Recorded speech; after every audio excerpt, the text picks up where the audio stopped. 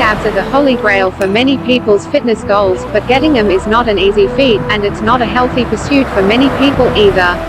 YouTube videos with titles like "How to get a six-pack in 1 week" make people believe having visible abs is just a matter of doing 100 crunches a day. Hate to burst your bubble, but achieving a chiseled midsection requires much more than that. Whether or not you have those coveted abs has less to do with exercise and more with genetics and body fat percentage. Genetics are completely out of our hands, and body fat is a little harder to control than you may think. It may sound fairly self-explanatory, but your body fat percentage just measures how much of your body mass is fat. And don't look at fat like it's a bad word. Body fat percentage includes essential fat you need to survive. Body fat percentage is easy to get confused with body mass index, or BMI, but the two are quite different. BMI isn't the best measurement of health, since some people can have a healthy reading but actually be in danger for obesity-related illnesses because they have too little lean mass.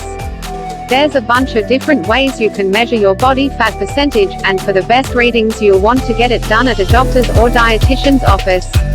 They'll have machines like an underwater weighing station or the ability to do a DEXA scan, which are far more accurate than anything you can do at home. However, if you don't have the resources to make the trip to a healthcare provider, you can get a fairly good estimate at home. The American Council of Exercise has a calculator where you can plug in some skinfold measurements for a rough idea of what your body fat percentage is. No matter how strong your ab muscles are, they're not going to show through unless you have a low enough body fat. That specific body fat number, though, is individual. The reason why the number varies for everyone is because we all have different body fat distribution. Some carry fat around their midsection, while others have an hourglass shape, where you carry fat in your chest and hips. Body fat distribution is determined in part by environmental factors like alcohol intake and cigarette use, but it also has a strong genetic component. So, you may be at 18% body fat but carry my weight on your hips, but I may be at 18% and carry it around my stomach. In that case, you'll have a lot easier time getting a six-pack depending on your individual situation. The body fat percentage needed for a six-pack may not even be healthy. Low body fat can disrupt menstruation and fertility, and can damage your heart, immune system, or cause a ton of other serious conditions. Women will typically not want to go below 14% body fat, and men 8%, but for some people that number may be higher. If you're experiencing health problems connected to your weight, contact your healthcare provider. Say you get to a low enough body fat percentage in a healthy manner, I hate to break it to you, but you still might not have a six-pack. Your abs are actually one big muscle, called the rectus abdominis, and the six-pack look is created by the intersections of 3 lateral tendons and 1 horizontal one.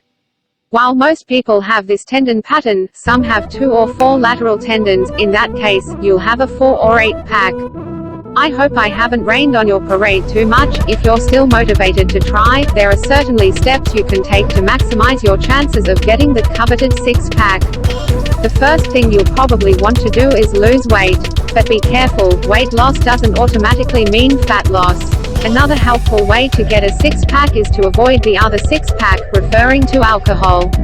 There's a reason why it's called a beer belly. Alcohol intake usually puts weight around your midsection, so you'll definitely want to avoid overconsumption if you want a six-pack. Just remember to make sure you're getting protein, avoiding too much alcohol, and working out your abs. If the genetic gods are kind to you, your hard work will get you to where you need to be.